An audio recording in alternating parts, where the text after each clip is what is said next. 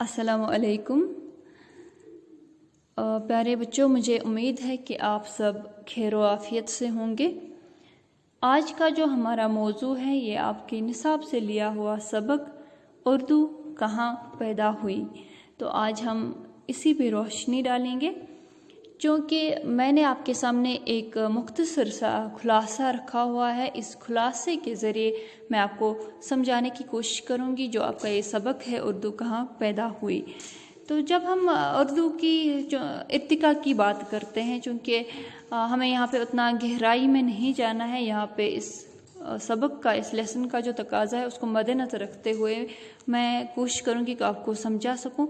यहाँ पे सिर्फ आपको ये समझना है कि उर्दू कहाँ पैदा हुई, उर्दू कैसे वजूद, उर्दू ज़ुबान जो है कैसे वजूद में आई। तो आगाज़ करते हैं। उर्दू कहाँ पैदा हुई। जैसा कि आप सबको मालूम है, जब हम किसी रियासत की बात करते हैं, किसी मुल्क की बात करते हैं, आप सब बच्चे जानते हैं कि हर जगह एक से ज़ायद ज़बानें बोली जाती हैं। अगर आप अपने आसपास ही नज़र दौड़ाएंगे तो आप देखेंगे कि बहुत सारे लोग आपको ऐसे नज़र आएंगे जो मुख्तलिफ़ ज़बानें बोलते होंगे। तो इसी तरह से कहते हैं कि हिंदुस्तान में लातादाद छोटी बड़ी ज़बानें बोली जाती हैं। जब हम हिंदुस्तान की बात करते हैं तो यहाँ पे भी लातादाद यानी बहुत सारी छोटी बड़ी ज़बानें बोली जाती हैं। कुछ का हमें मालूम है, कुछ का हमें नहीं मालूम। तो छोटी बड़ी से मतलब कि ऑफिशियल लैंग्वेज होती हैं, नॉन ऑफिशियल लैंग्वेज होती हैं। तो जब हम उर्दू की बात करते हैं, उर्दू बरसगीर की वाहिद ज़बान है जिसके नाम वक्त के साथ साथ बदलते गए। कहते हैं कि उर्दू बरसगीर यानी सब कॉन्टिनेंट की एक वाहिद ज़बान ऐसी है जिसका नाम वक्त के साथ साथ बदलता गया। यानी पहले हिंदुस्तानी के नाम से जाना जाता था, फिर दक्कनी, फिर उर्दू मौला और रेख्ता से होते हुए ये ज़बान उर्दू कहलाने लगी, जो इसका आज का मौजूदा नाम है। तो उर्दू एक मिली जुली ज़ुबान है। उर्दू ज़ुबान की हम जब बात करते हैं तो ये अपने आप में एक बनी हुई ज़ुबान नहीं है, बल्कि ये मुख्तलिफ़ ज़ुबानों से मिलकर बनी है।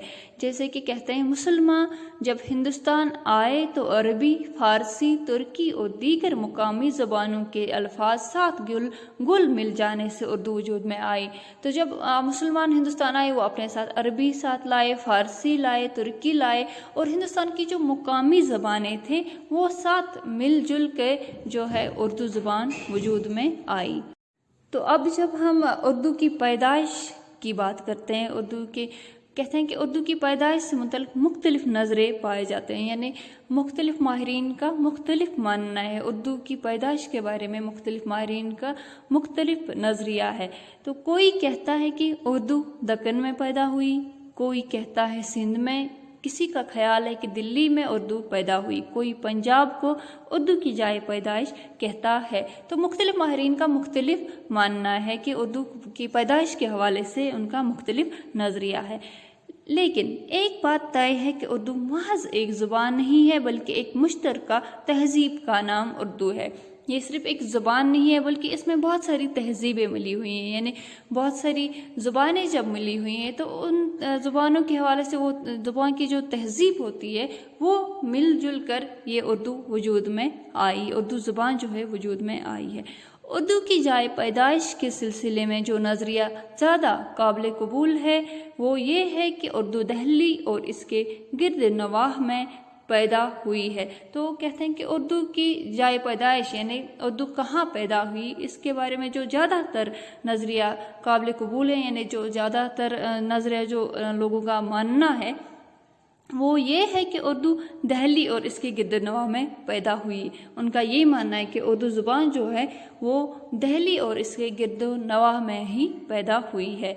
उर्दू की तश्कील और इर्तिका में ब्रिजभाषा, हरियाणवी और खड़ी बोली ने अहम रोल अदा किया है।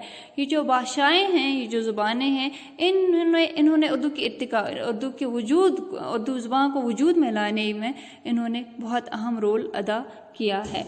तो इस मुख्तसर खुलासे के ज़रिए मुझे उम्मीद है कि आपको समझ आया होगा कि उर्दू ज़ुबान जो है ये कैसे वजूद में आई।